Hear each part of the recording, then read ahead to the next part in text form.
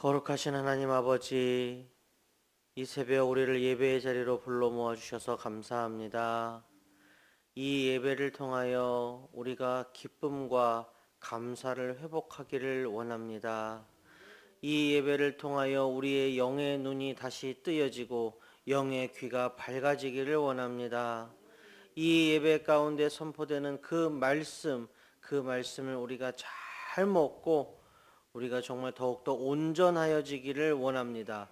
새로운 힘과 지혜와 용기를 얻기를 원합니다. 영과 진리로 드리는 예배가 되기를 소원하오며 예수 그리스도의 이름으로 기도합니다. 아멘.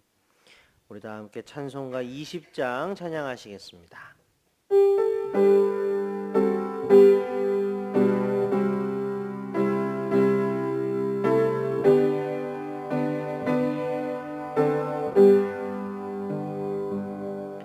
큰 영광 중에 계신 주 나 찬송합니다.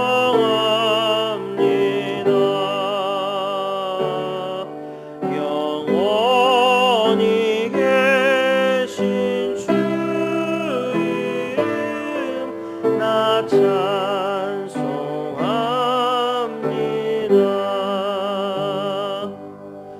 그 온유하신 주 음성 날 불러주시고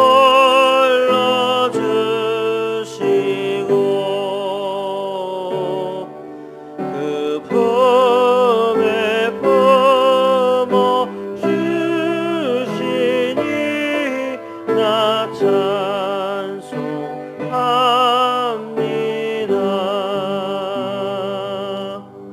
아멘.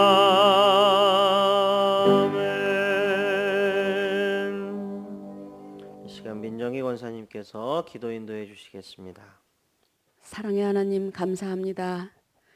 폭염의 7월 한 달도 하나님 베풀어 주신 은혜 안에 살게 하시고 새날을 허락하사 기도로 열게 하시니 감사합니다.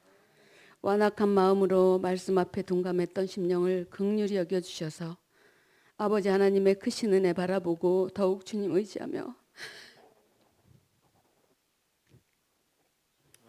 나아가게 하옵소서. 거룩하신 하나님, 북녘 땅에도 자비를 베푸사 복음으로 인하여 자유와 평강의 빛이 비추기를 간절히 소망합니다. 교회의 모든 여름 사역을 축복하신 하나님, 영화부와 유년부 성경학교를 은혜 중에 마치게 하시고 단기 선교를 마치고 돌아올 고등부, 청년부 사랑하는 다음 세대가 살아 역사하시는 주님을 몸소 체험하고 성령의 은혜 간직하고 돌아와 그리스도의 향기를 드러내며 살아가는 복된 자녀 다 되도록 인도해 주옵소서. 아멘. 사랑의 주님, 주님의 위로를 간절히 바라며 기도하는 만우들을 불쌍히 여겨 주옵소서.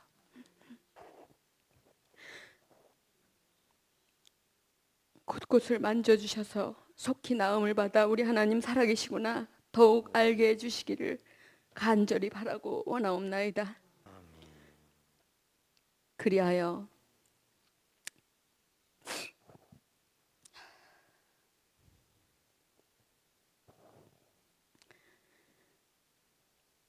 주님 주시는 강건함으로 다시금 힘을 내게 하옵소서. 오늘 이 시간 하나님의 말씀을 전해주실 사랑하는 이효섭 목사님, 하나님 능력의 장중에 붙잡아 주시고 성령 충만 덧입혀 주셔서 저희들은 하늘의 지혜를 받아 삶으로 실천해내는 주님 기뻐하시는 자녀 되기를 원하고 기도합니다. 인류의 구원자로 오신 예수님의 이름으로 기도드립니다. 아멘. 아멘. 이 새벽 우리에게 주신 하나님의 말씀은 요한계시록 19장 11절부터 21절까지의 말씀입니다. 요한계시록 19장 11절부터 21절까지 저와 한 절씩 교독하시고 마지막 절은 함께 읽도록 하겠습니다. 또 내가 하늘이 열린 것을 보니 보라 백마와 그것을 탄 자가 있으니 그 이름은 충신과 진실이라. 그가 공의로 심판하며 싸우더라. 그 눈은 불꽃 같고 그 머리에는 많은 관들이 있고 또 이름 쓴 것 하나가 있으니 자기밖에 아는 자가 없고 또 그가 피 흘린 옷을 입었는데 그 이름은 하나님의 말씀이라 칭하더라. 하늘에 있는 군대들이 희고 깨끗한 세마포 옷을 입고 백마를 타고 그를 따르더라. 그의 입에서 예리한 검이 나오니 그것으로 만국을 치겠고 친히 그들을 철장으로 다스리며 또 친히 하나님 곧 전능하신 이의 맹렬한 진노의 포도즙을 밟겠고 그 옷과 그 다리에 이름을 쓴 것이 있으니 만왕의 양이요 만주의 주라 하였더라. 또 내가 보니 한 천사가 태양 안에 서서 공중에 나는 모든 새를 향하여 큰 음성으로 외쳐 이르되 와서 하나님의 큰 잔치에 모여 왕들의 살과 장군들의 살과 장사들의 살과 말들과 그것을 탄 자들의 살과 자유인들이나 종들이나 작은 자나 큰 자나 모든 자의 살을 먹으라 하더라. 또 내가 보니 그 짐승과 땅의 임금들과 그들의 군대들이 모여 그 말 탄 자와 그의 군대와 더불어 전쟁을 일으키다가 짐승이 잡히고 그 앞에서 표적을 행하던 거짓 선지자도 함께 잡혔으니 이는 짐승의 표를 받고 그의 우상에게 경배하던 자들을 표적으로 미혹하던 자라. 이 둘이 산채로 유황불 붙는 못에 던져지고 그 나머지는 말탄 자의 입으로부터 나오는 검의 죽음에 모든 새가 그들의 살로 배불리더라. 아멘. 할렐루야. 우리 성도님들 사랑하고 축복합니다. 이 새벽에 잘 오셨습니다. 하나님의 은총이 가득할 줄로 믿습니다. 자, 오늘 우리에게 주시는 하나님 말씀 요한계시록 19장 11절부터 21절까지입니다. 자, 요한계시록을 해석하는 몇 가지 관점이 있습니다. 나름의 근거를 가지고 저마다의 관점으로 해석을 합니다. 요컨대 이미 이루어진 일을 기록한 것이냐 아니면 아직 오지 않은 일들을 기록한 것이냐 크게는 이렇게 둘로 나누어집니다. 그런데 오늘 본문은 그런 논란이 필요가 없는 분류가 필요 없는 부분입니다. 뭡니까? 재림하시는 예수님이 기록이 되어 있는데 예수님이 오셨습니까? 아니면 아직 안 오셨습니까? 아직 안 오셨지요. 우리가 모두 예수님을 기다리고 있지요.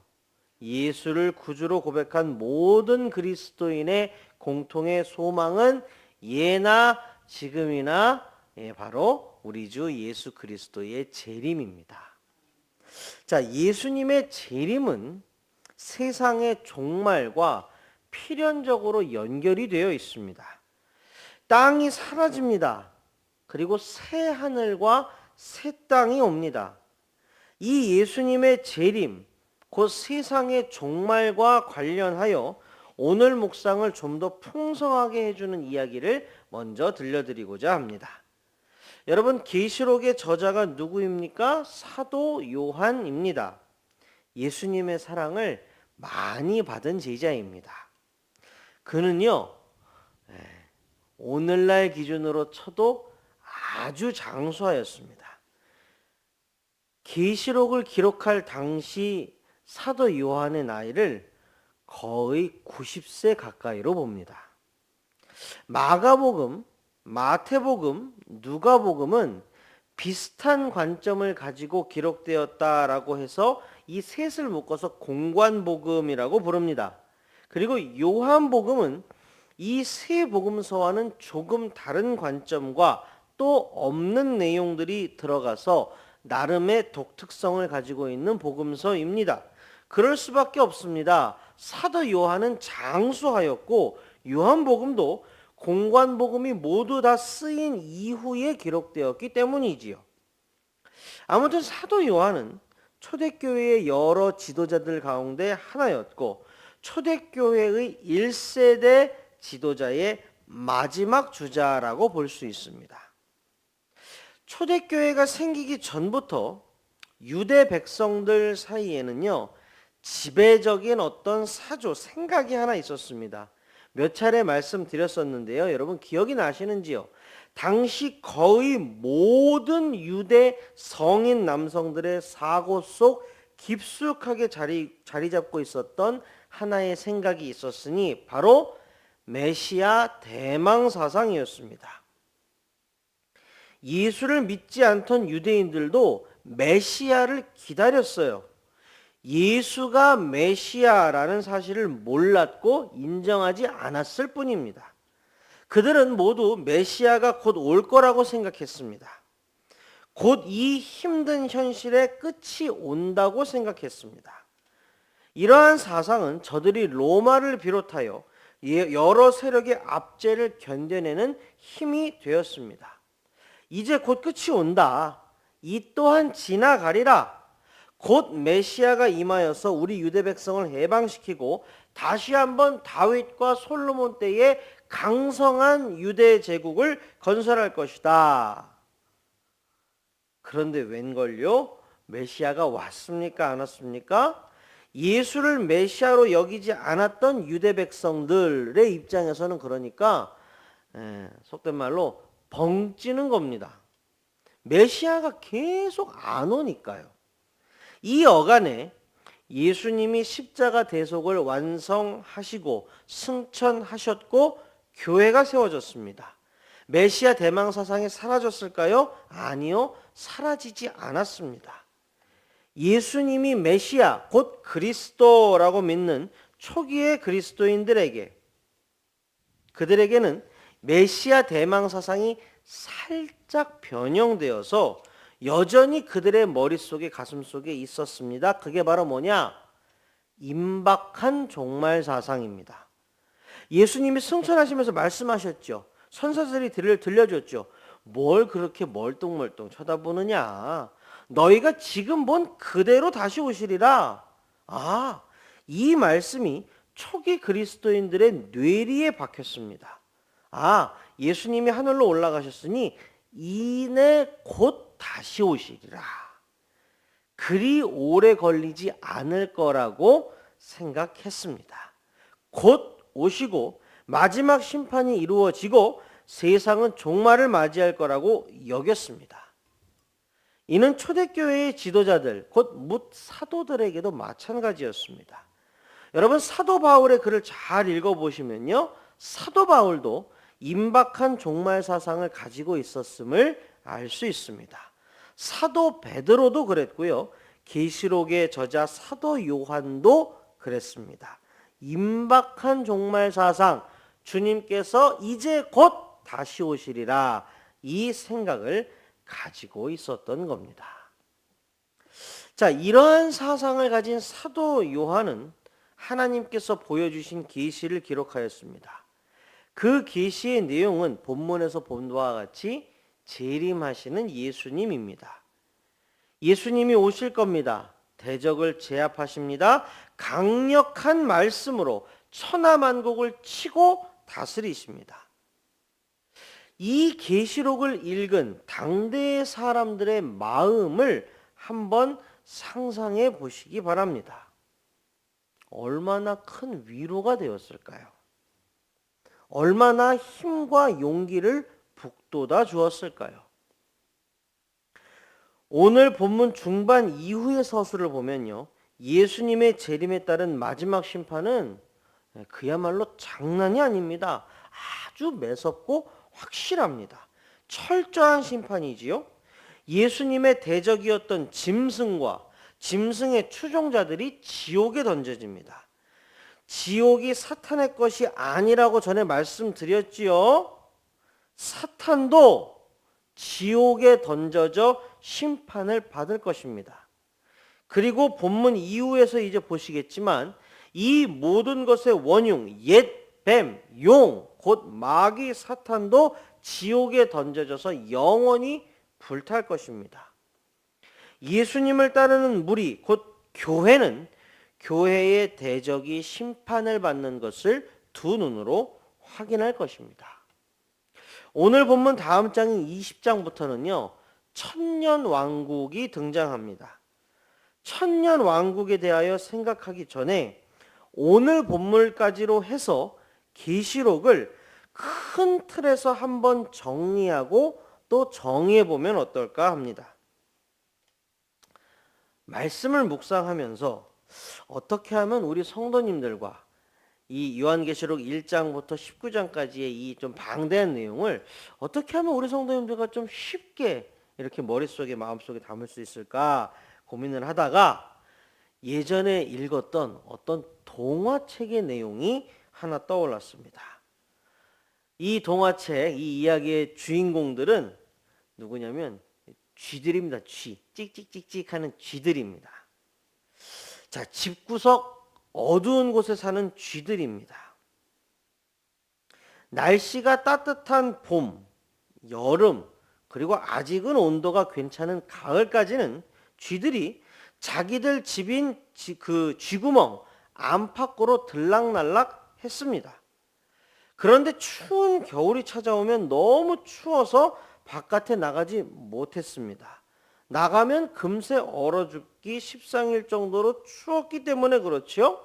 또 그 집에 사는 사람들이 저장해 놓은 식량에 쥐들이 접근하지 못하도록 쥐덫도 더 많이 놓아서 겨울이 되면 그야말로 쥐들은 옴짝달싹 못했습니다. 자, 쥐구멍 안에 갇혀있는 시간이 계속되었습니다.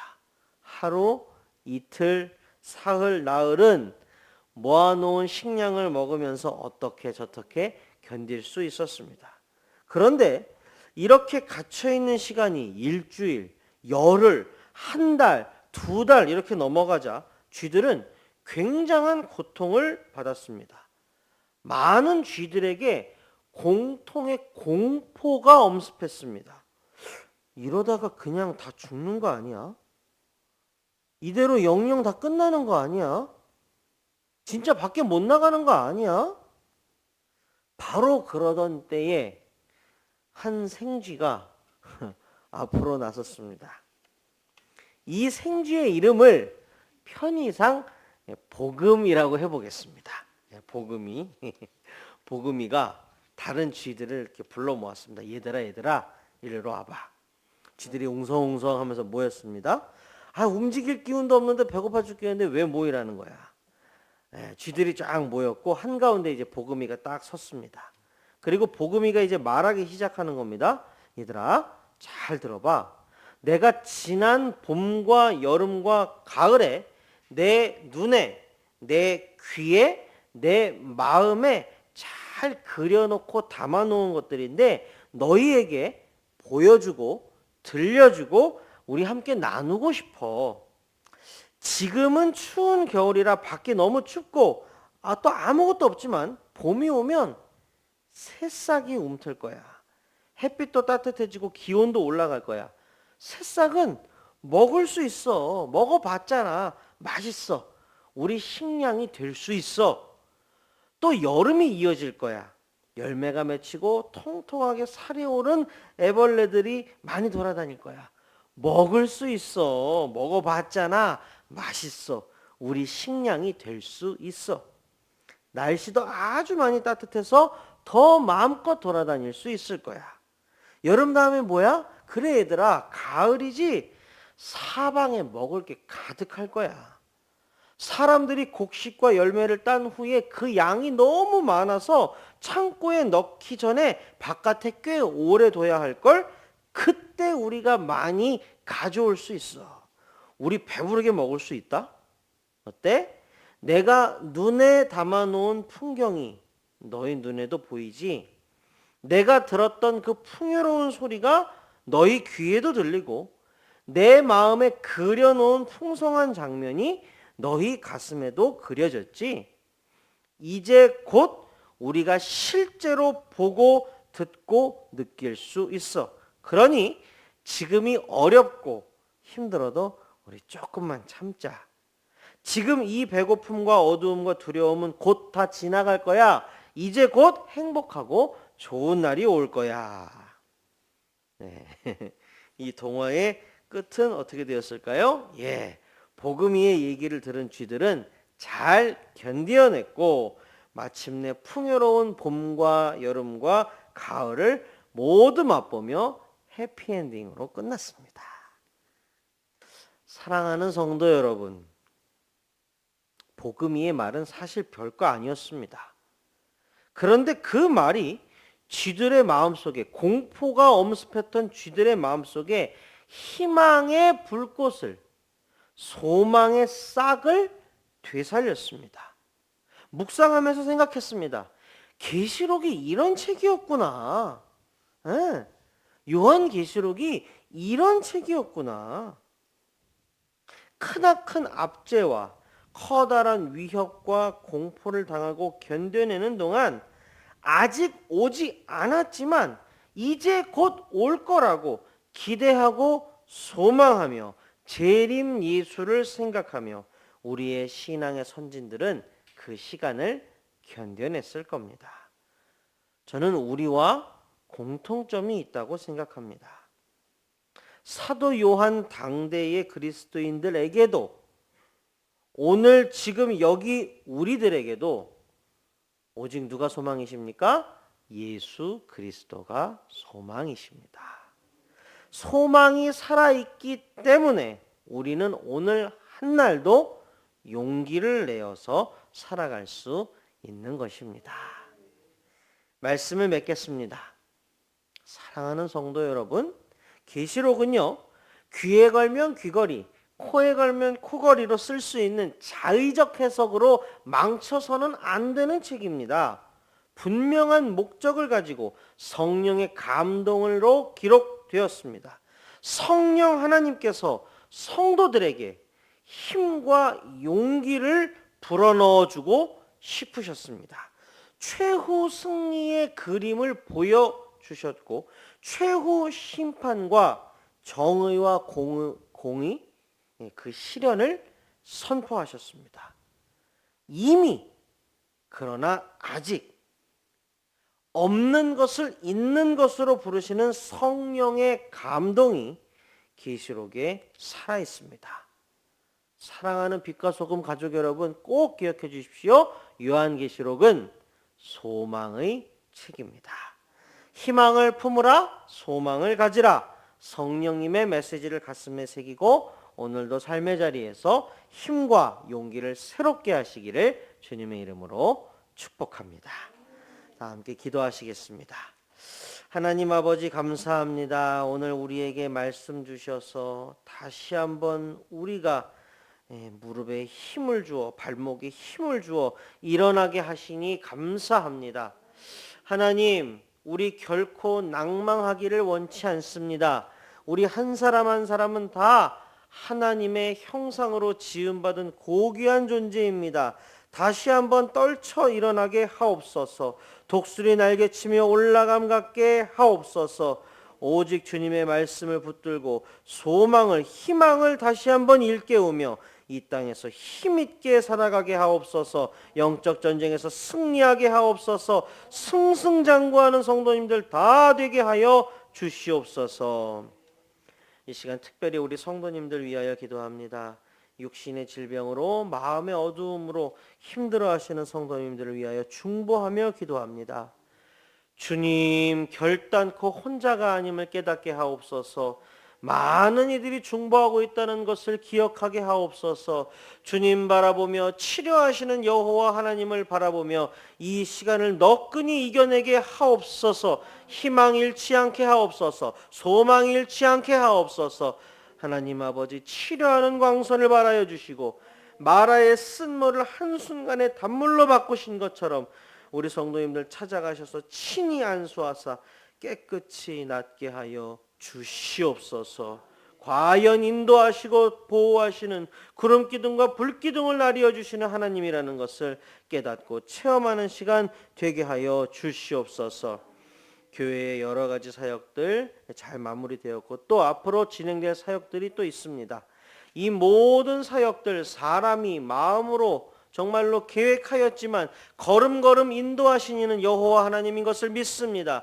계속해서 우리 하나님께서 인도하실 줄로 믿습니다. 모든 위해와 악독으로부터 지켜주실 줄로 믿습니다. 들어오고 나가며 꼴을 얻으며 필요한 모든 것들 채워주실 줄로 믿습니다. 모든 사역의 현장에서 하나님 홀로 영광받아 주옵소서. 오직 주님의 이름만 드러나기를 원하오니 주여 역사하여 주시옵소서.